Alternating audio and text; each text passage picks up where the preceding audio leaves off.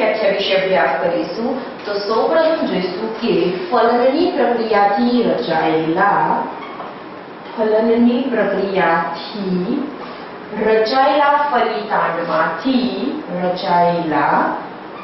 ફલિતાંડમાં કોષ વિભાજનની પ્રક્રિયા થવાથી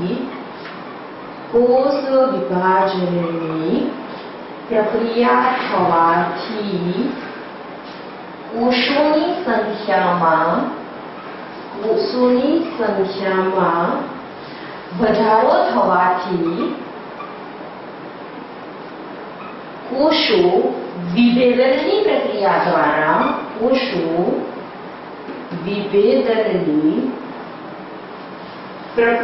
દ્વારા કોષમાંથી અંગતંત્ર સુધીની રચના કરે છે.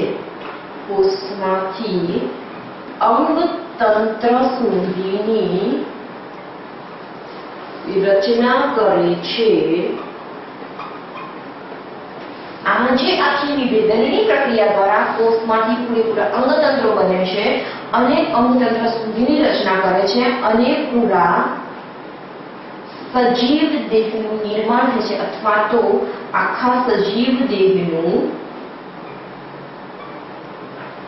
જે નિર્માણ થાય છે તો મિત્રો આ વિભેદનની પ્રક્રિયા દ્વારા કોષમાંથી પૂરેપૂરા સજીવ દેહનું નિર્માણ થવાની ઘટનાને આપણે વિકાસની પ્રક્રિયા કહીએ છીએ. માટે આપણે એવું કહી શકીએ કે ફલનની પ્રક્રિયાથી રચાયેલા ફલિતાંડમાં કોષ વિભાજનની પ્રક્રિયા થવાથી કોષોની સંખ્યામાં વધારો થવાથી એ જે કોષો છે તે વિભેદનની પ્રક્રિયા દ્વારા કોષમાંથી અંગતંત્ર સુધીની રચના કરે છે અને આખા સજીવના દેહનું નિર્માણ થાય છે. તો ફલિતાંડમાંથી સજીવના દેહનું નિર્માણ થવાની આખી જે ઘટના છે તેને આપણે વિકાસ કહીએ છીએ. તો ફલિતાંડમાંથી સજીવ દેહ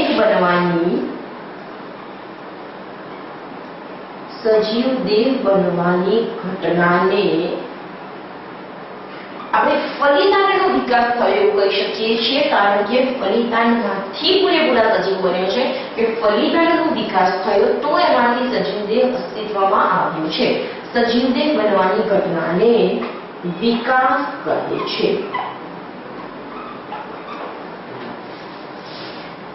હવે મિત્રો તમને ખ્યાલ આવ્યો છે કે વિકાસ એ શું છે, વિભેદન એ શું છે. કે વિભેદન દ્વારા કોષોમાંથી પેશીમાંથી અંગો રચાય છે અને ફલિતાંડોથી પૂરેપૂરો દેહ બનવાની જે ઘટના છે તે વિકાસની પ્રક્રિયા કહે છે. હવે મિત્રો સજીવો જે છે તે એવું કહી શકીએ કે વિકાસની પ્રક્રિયા દ્વારા વૃદ્ધિ પામે છે. હવે મિત્રો આપણે વિકાસની પ્રક્રિયા કોને કીધી તો સજીવના દેહ બન્યો તે ફલિતાંડ. હવે આપણે જોઈએ તો સજીવનો જે દેહ બન્યો તેમાંથી પણ હજી આગળ નવા કોષ વિભાજન થશે, કોષો બનશે.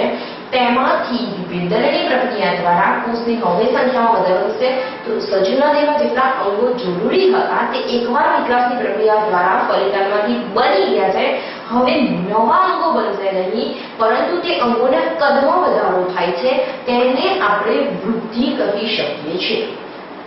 તો મિત્રો હવે આપણે એવું કહી શકીએ કે વિકાસની પ્રક્રિયા બાદ વૃદ્ધિ થાય છે અથવા તો વિકાસની પ્રક્રિયા આગળ થવાથી કે આગળ વિકાસની પ્રક્રિયા થતી રહે તો અલ્ટિમેટલી શું થાય કે વિભેદનની પ્રક્રિયા થાય. આપણને ખબર છે કે વિભેદન દ્વારા વિકાસ થાય છે.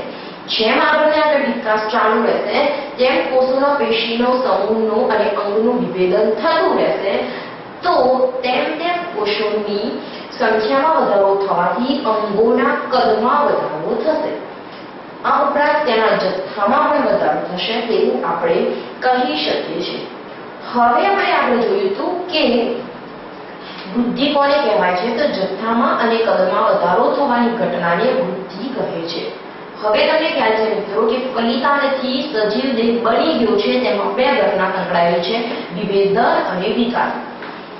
હવે સજીવ દેહ બની ગયા પછી આગળ વિકાસની પ્રક્રિયા ચાલુ રહેતા તેના દેહના કદમાં વધારો થાય છે જેને આપણે વૃદ્ધિ કહીએ છીએ.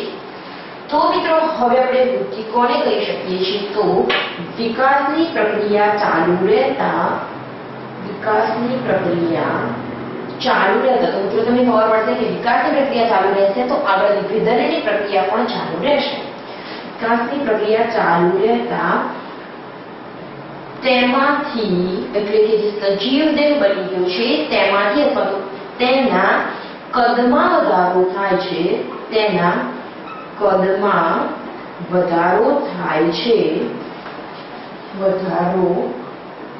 છે જેને વૃદ્ધિ કહે છે.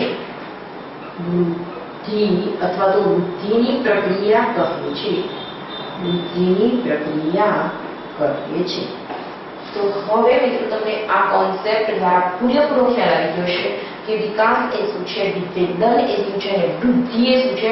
આ ઉપરાંત તમને ત્રણેયનું ડિફરન્શિએશન પણ ખબર પડી ગઈ હશે કે આ જે વિકાસની પ્રક્રિયા આગળ ચાલુ રહે તો કોષના કદમાં વધારો થાય છે, જથ્થામાં વધારો થાય છે, તેને આપણે વૃદ્ધિ કહીએ છીએ. કે સજીવ દેહ એકવાર બની ગયો અથવા તો સજીવ દેહ બનવાની જે શરૂઆત થઈ તે ફલિતાંડમાંથી થઈ, તો ફલિતાંડ બની ગયો તે વિભેદન પામ્યો, માટે વિકાસની પ્રક્રિયા તે સજીવ દેહ બની ગયો, પછી સજીવ દેહને આગળ કદમાં વધારો કરવાની જે પ્રક્રિયા છે તેને વૃદ્ધિ કહે છે. તો મિત્રો આ હતી સજીવને ખૂબ જ અગત્યનું લક્ષણ છે કે વિકાસ, વૃદ્ધિ અને વિભેદન. હવે મિત્રો અહીં તમને વિકાસ, વૃદ્ધિ અને વિભેદન આટલું ડિટેલમાં સમજાવવાનો કોન્સેપ્ટ એ હતો કે હવે મિત્રો તમે જેમ સેમેસ્ટરમાં આગળ ભણતા જશો કાં તો ફ્યુચરમાં પણ આગળ ભણતા જશો તેમ ખાલી ત્યાં વિકાસ વર્ડ જ વાપરવામાં આવશે, આ વૃદ્ધિ અથવા તો વિભેદન. ત્યારે ક્લિયરલી ક્યાંય મેન્શન કરવામાં નહીં આવે કે વિકાસ એ શું છે, વૃદ્ધિ શું છે, વિભેદન શું છે, આ ઉપરાંત ત્રણેય વચ્ચેનો ડિફરન્સ શું છે.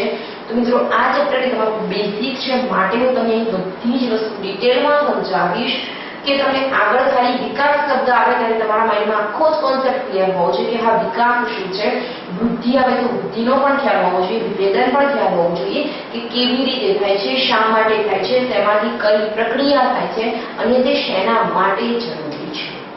તો મિત્રો આ હતી વાત વિકાસ, વૃદ્ધિ અને વિભેદન વિશેની. હવે આપણે આગળ સજીવના બીજા એક અગત્યના લક્ષણ વિશેનો અભ્યાસ કરીશું.